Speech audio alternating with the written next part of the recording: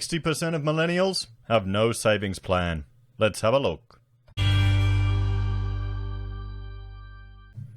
Hello everyone, Florian.heise here, and welcome to another episode of HeiseSays. Grab your stein of coffee and let's have a look at this article from Mortgage Business. It's discussing, well, the fact that 6 in 10 millennials don't have a savings plan, at least according to a CBA survey. Now, who are the millennials?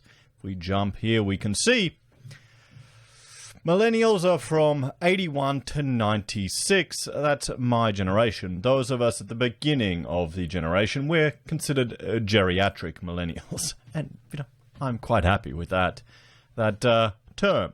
So you can see 60% don't have a savings plan. That's a concern, everyone, because, well, that's going to affect people's ability to retire and to build wealth.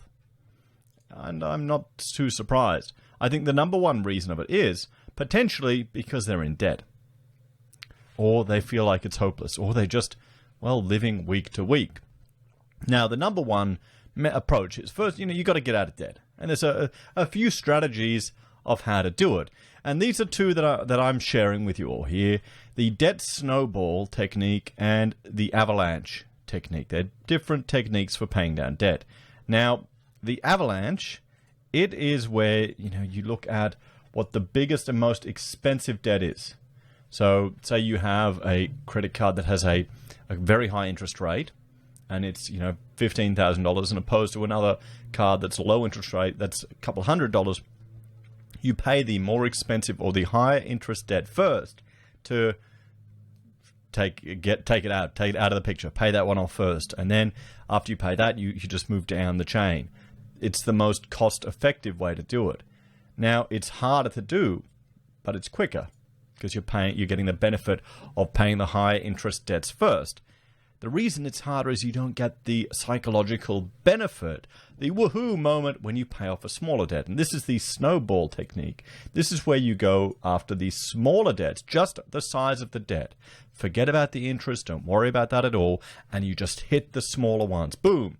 You get that little debt gone. Boom, you get that little debt gone. So you start building up a momentum and you get the positive feedback, and you think, damn, this is actually going to happen.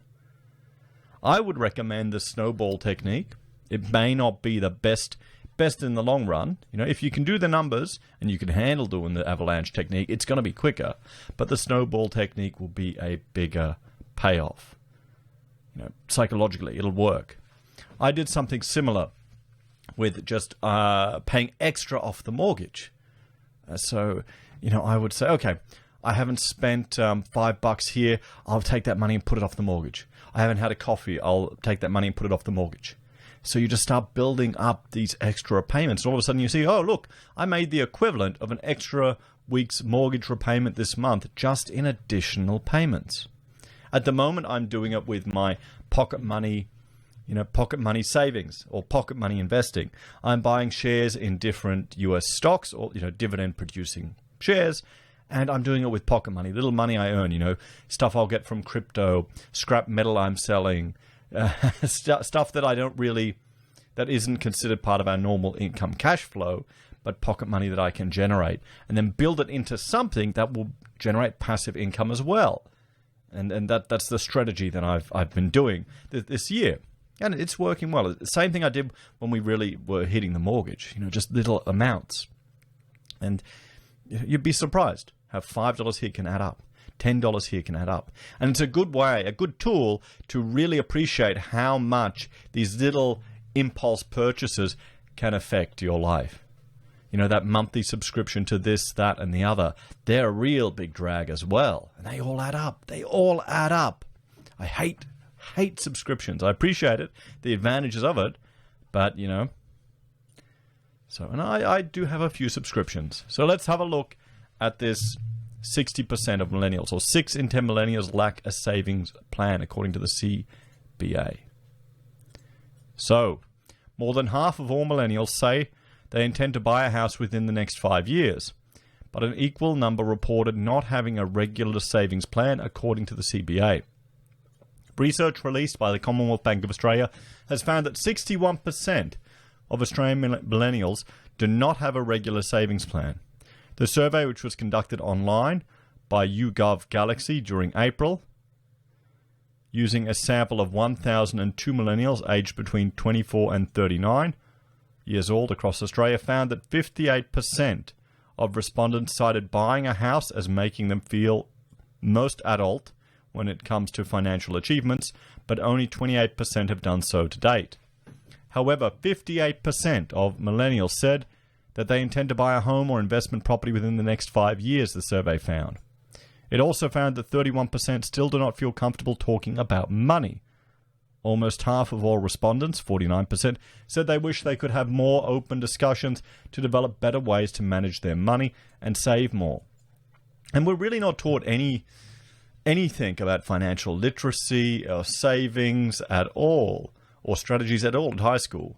I remember they were asking what would we want from school, and I said, well, why aren't we taught any of this stuff? Think about financing, investing, even accounting. I was the only one that was interested in it. But at least now you've got access to all this stuff online, so you can learn a lot by yourself. Just watch out for the get-rich-quick schemes, guys. If it sounds too good to be true, it probably is. The topics they are most eager to discuss are strategies to inch ahead financially, 54%, and spending and saving habits, 53%, the survey found. The research, which also examined attitudes and habits of millennials towards their personal finances, found that while 33% of respondents try to direct money towards savings, where possible, 1 in 10 are still living paycheck to paycheck. That's not as bad as you'd think, as I would have imagined, at least based on the deluge of articles from the ABC. While buying a house ranked as the most significant financial achievement, millennials ranked other smaller goals that feel more achievable, including having a full-time job. That's really sad that that's a goal. That's kind of a sign of the times, isn't it? Saving more money than they spend. Moving in with their partner or getting married, 33%. Moving out of their parents' home, 29%. Having a fridge full of groceries, 22%. And paying for their own streaming services at 12%. These things are all really depressing. None of these are significant financial achievements. How can saving more money than you spend, how can that be considered a significant financial achievement for someone? Moving in or getting married, okay, I mean that's a significant life event, but is that a significant financial achievement? Getting married doesn't cost that much. It shouldn't. Go on the cheap. Moving out of their parents' home, 29%.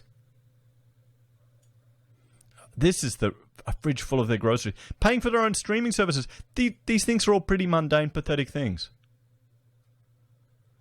From a financial perspective. These shouldn't be big achievements. These should not be big achievements. Wow, that's thrown me, guys.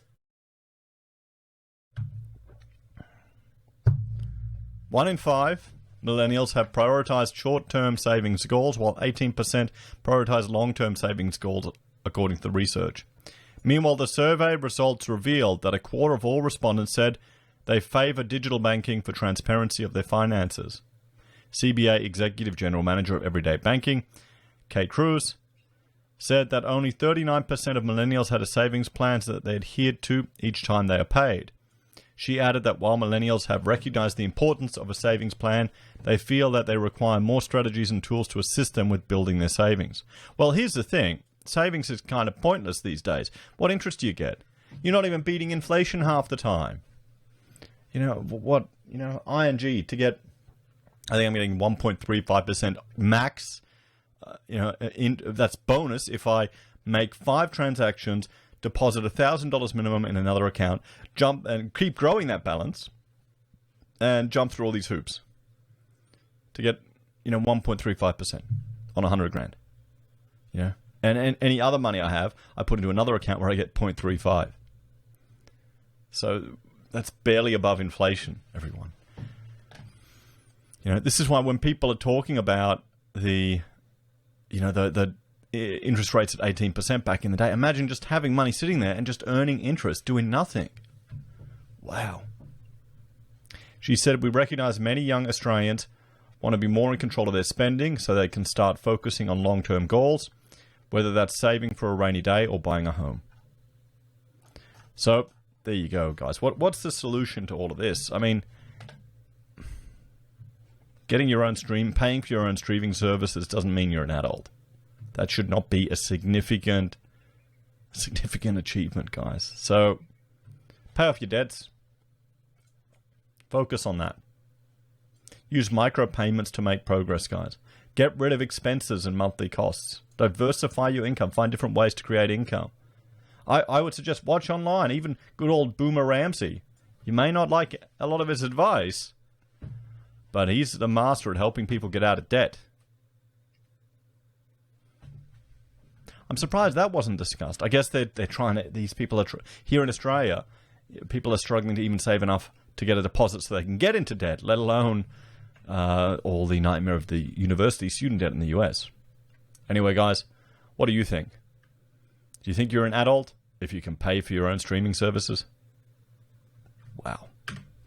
As always, thanks for watching. Like, share, subscribe to the channel. If you want to support us that little bit extra, you can use a subscription service on YouTube or Patreon.